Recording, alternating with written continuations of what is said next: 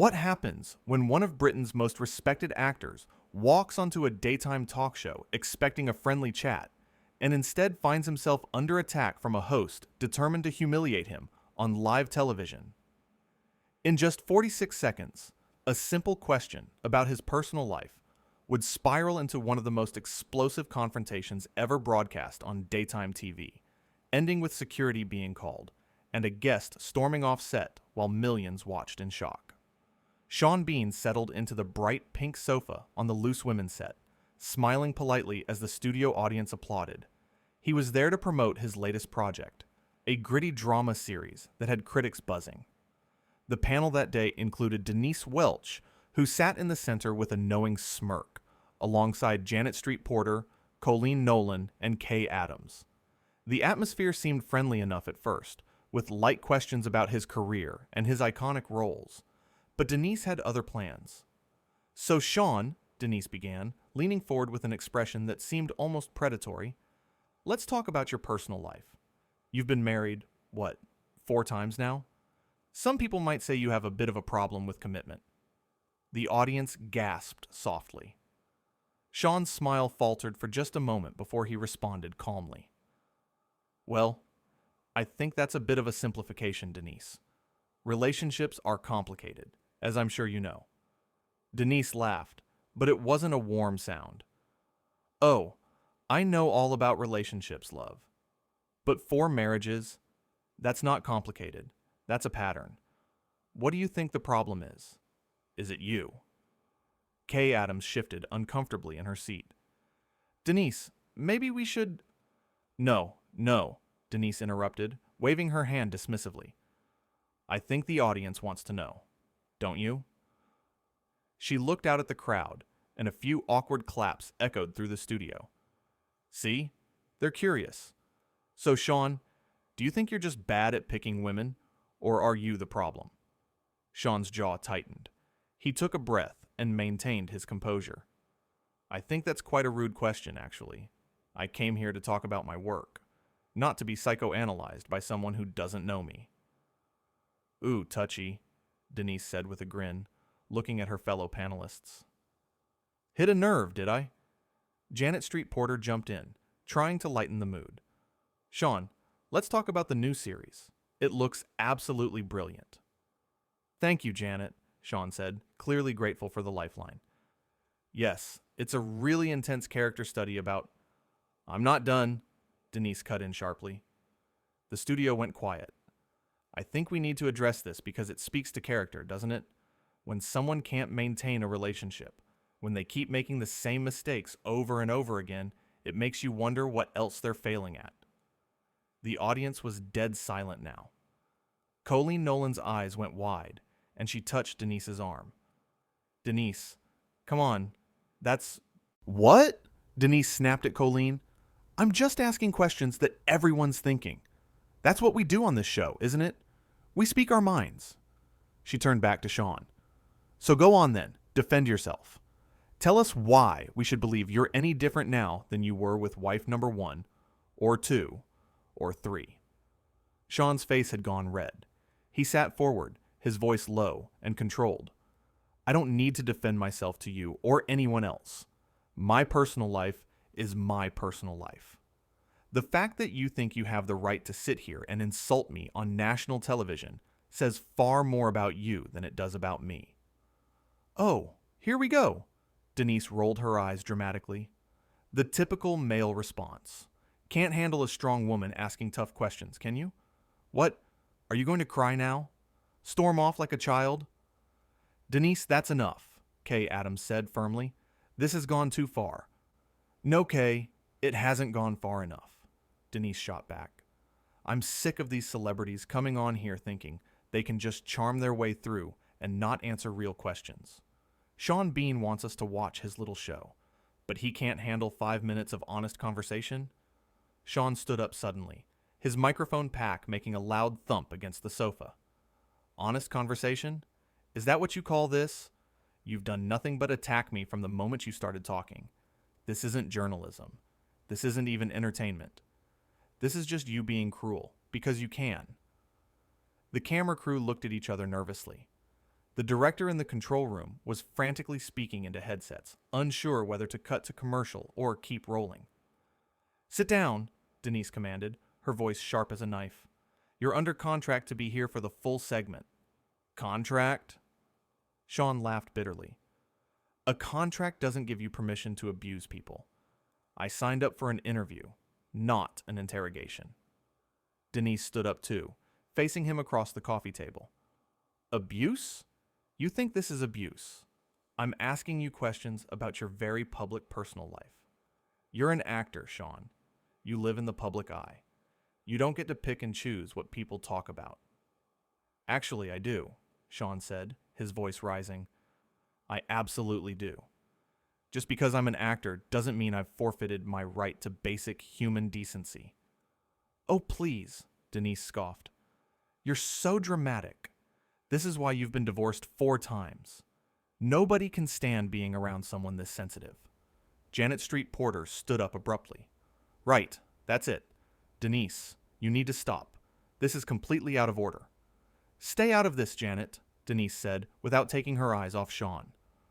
"No, I won't stay out of it," Janet fired back. "You're humiliating our guest and embarrassing all of us.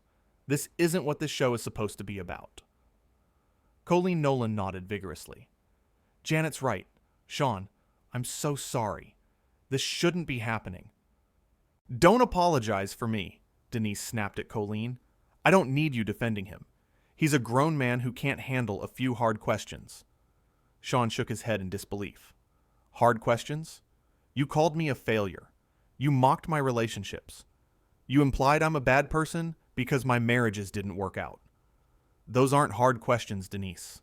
That's just you being nasty because you think it makes good television." "It does make good television," Denise said with a smug smile. "People love conflict. They love seeing celebrities squirm, and you're squirming beautifully right now." The audience had started murmuring, some of them calling out in support of Sean. A few people shouted, "Leave him alone!" and "This isn't right." "See?" Sean gestured to the audience. "Even they can see what you're doing. You're not some truth teller, Denise. You're a bully with a microphone." Denise's face twisted with anger. "How dare you? I have been in this industry for decades. I have interviewed hundreds of people. Don't you dare come onto my show and call me a bully." "Your show?"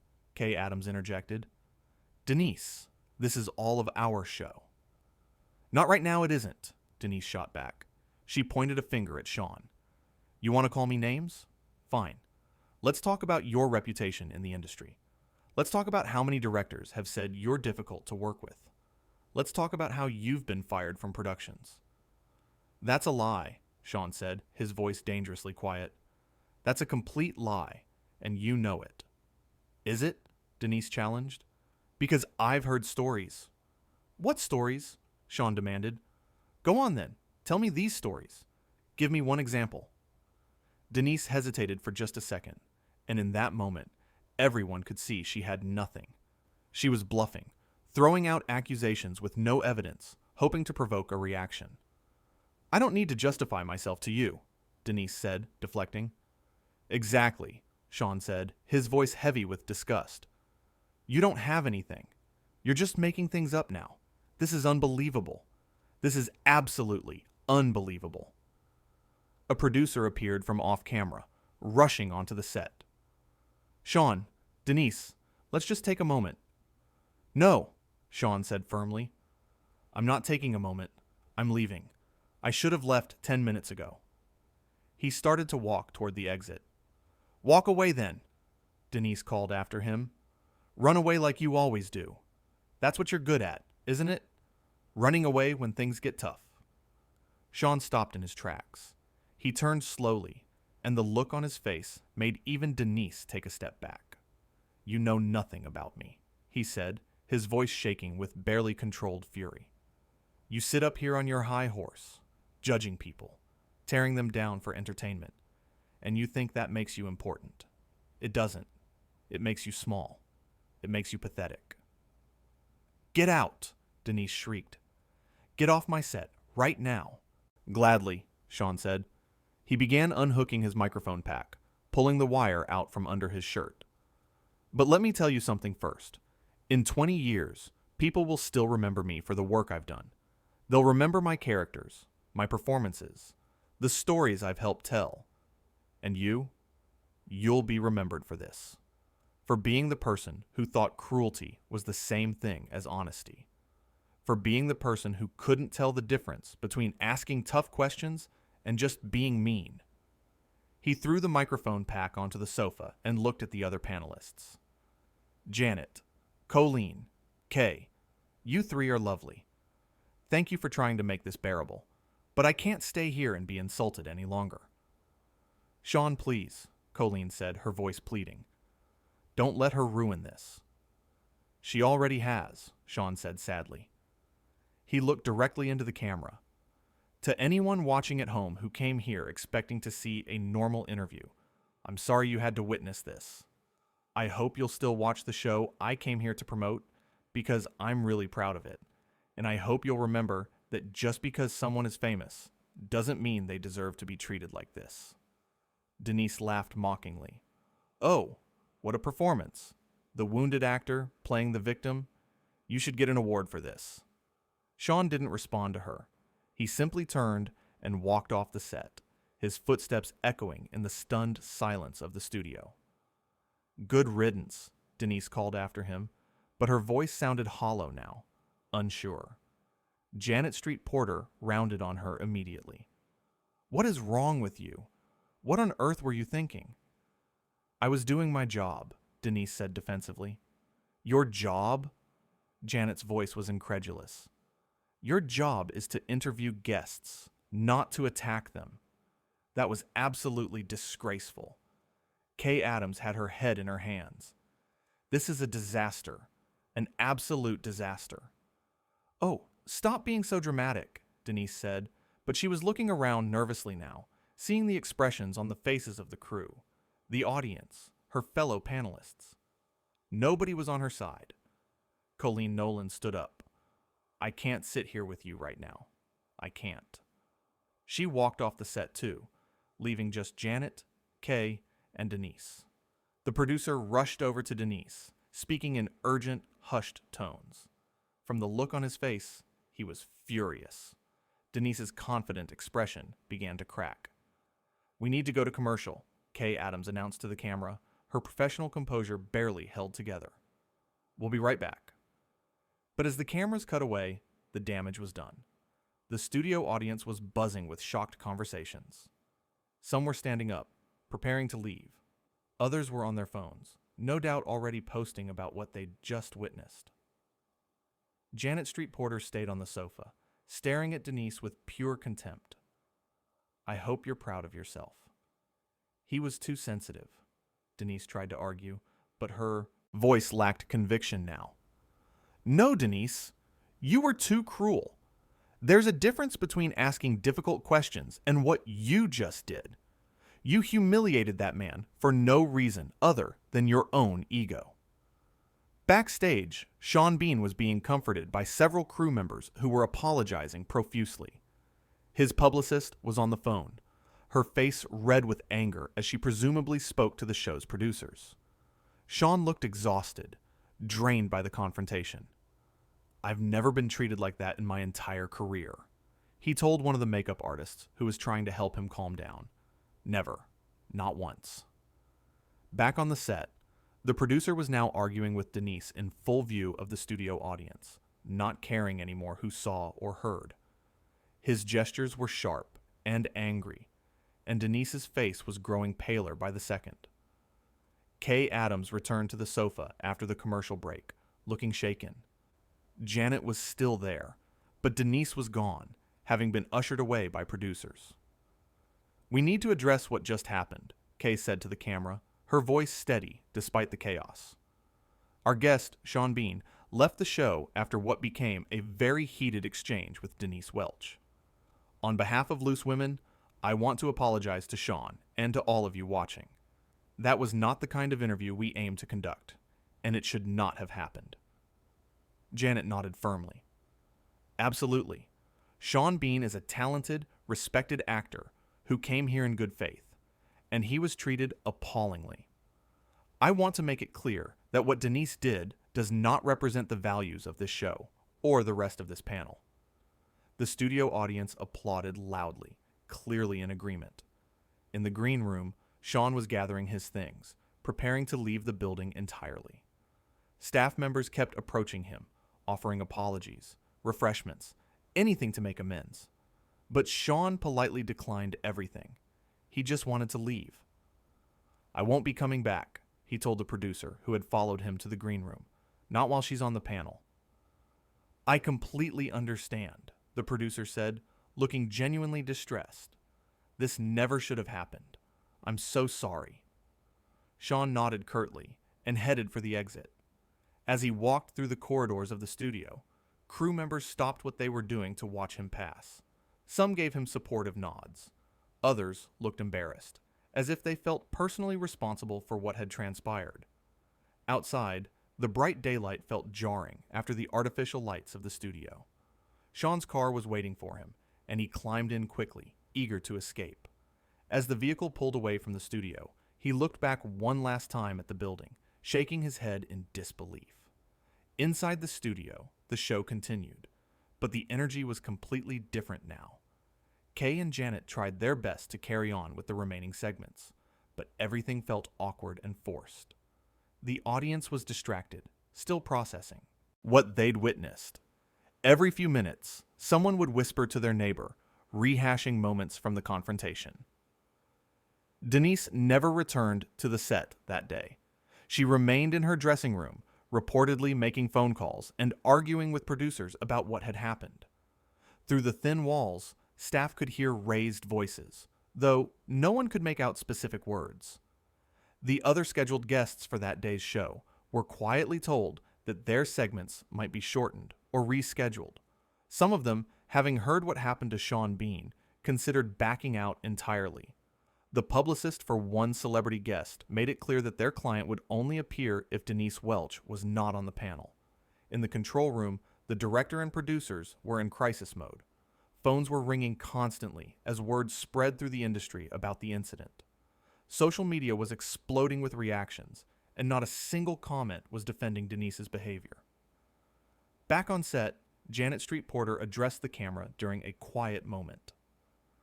"I've been doing this job for a very long time," she said, her voice grave. "And I pride myself on asking tough questions, on not letting people off easy when they need to be challenged. But there's a way to do that with respect, with intelligence, with fairness. What happened today was none of those things. It was an ambush, plain and simple, and it was wrong." Kay Adams added, "We talk a lot on this show about kindness, about treating people well, about standing up against bullying. We need to practice what we preach, and today we failed to do that. I failed to stop it quickly enough, and for that, I'm truly sorry." The audience applauded again, this time even more enthusiastically. Several people stood up, giving Kay and Janet a standing ovation for their honesty and their willingness to call out what had happened. As the show finally wrapped up, the panelists left the set in silence. There was none of the usual chatting and laughing that typically followed a taping. Everyone just wanted to go home and forget this day had ever happened. Colleen Nolan, who had walked off earlier, was still in her dressing room when Kay knocked on the door. "Are you all right?" Kay asked gently. "No," Colleen said honestly. "I'm mortified. I'm embarrassed to be associated with what happened out there. That poor man. He didn't deserve any of that." "None of us could have predicted she'd go that far," Kay said, though her voice carried a hint of doubt. They all knew that Denise had a reputation for being confrontational, for pushing boundaries. But this had been something else entirely. The makeup artists and wardrobe staff gathered in small groups, discussing the incident in hushed tones. Many of them had worked with Sean Bean before and knew him to be professional and kind. Several had also worked with Denise for years and weren't entirely surprised by what had happened, though they agreed it was the worst they'd seen from her. One crew member summed it up perfectly. "She finally went too far. She's been building up to something like this for ages, and today it all came crashing down. In her dressing room, Denise sat alone, staring at her phone. The messages and notifications were coming in so fast that her screen could barely keep up. And they weren't supportive messages. They were angry, disappointed, shocked. People she'd worked with for years were expressing their disbelief at her behavior. She tried to craft a response, typing and deleting several attempts at an explanation or an apology, but every version sounded hollow, defensive, insincere. Finally, she threw her phone onto the couch and put her head in her hands. The studio slowly emptied as the day drew to a close. The bright lights were switched off, leaving only the dim emergency lighting. The famous pink sofa, usually a symbol of friendly conversation and laughter, now seemed to represent something much darker. The producers held an emergency meeting that evening to discuss how to handle the fallout. The consensus was clear. This couldn't happen again. Changes needed to be made, protocols needed to be established, and consequences needed to be faced. Meanwhile, Sean Bean was back at his home, trying to decompress from the ordeal. His phone had been ringing nonstop with calls from friends, colleagues, and journalists, all wanting to know what had happened and if he was all right. His agent had already released a brief statement expressing disappointment in how the interview had been conducted and confirming that Sean had left the set after being subjected to inappropriate questioning. The statement was professional and measured, but it didn't need to say much. The footage spoke for itself. Within hours, clips from the interview were circulating online, and the reaction was universally supportive of Sean and critical of Denise. Fellow actors began speaking out on social media, sharing their own experiences with hostile interviews and expressing solidarity with Sean. Directors and producers who had worked with him praised his professionalism and character, directly contradicting the baseless accusations Denise had made during the interview. One particularly powerful message came from a respected actress who wrote, "I've known Sean Bean for over 20 years. He is one of the kindest, most dedicated actors in this industry. What he endured today was disgraceful, and I hope everyone involved takes a long, hard look at how we treat people in the name of entertainment." The tweet was shared thousands of times within minutes. As night fell, the story was everywhere. News websites ran articles analyzing what had gone wrong. Media critics wrote think pieces about the line between tough journalism and bullying.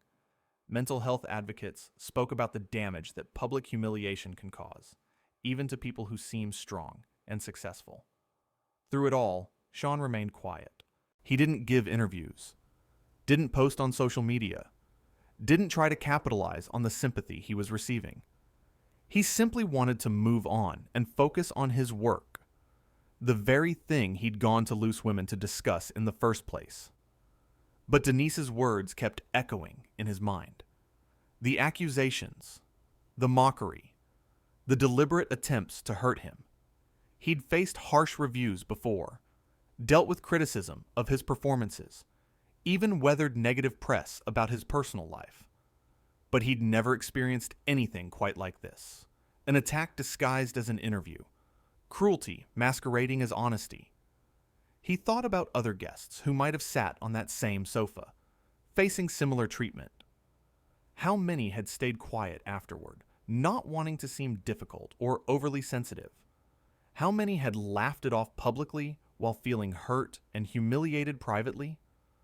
By speaking up, by walking out, by refusing to accept that kind of treatment, Sean had done something important. He'd drawn a line. He'd made it clear that fame doesn't equal permission to be abused, that being in the public eye doesn't mean forfeiting basic dignity and respect.